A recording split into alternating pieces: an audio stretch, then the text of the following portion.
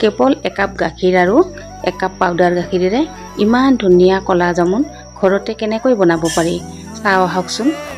প্ৰথমতে চেনি চিৰাপখিনি বনাই ল'লোঁ। এতিয়া একাপ গাখীৰত একাপ পাউডাৰ গাখীৰ ভালদৰে মিলাই লৈ ল' ফ্লেমত 5 মিনিটমান লৰাই থাকিলে এটা দ' তৈয়াৰ হ'ব।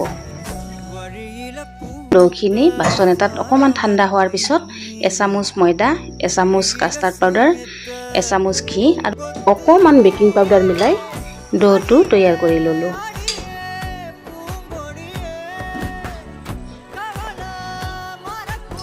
এতিয়া বলকেইটা বনাই লৈ তেলত এটা এটাকৈ দি দিলোঁ, কিন্তু তেলখিনি বেছি গৰম হ'ব নালাগিব।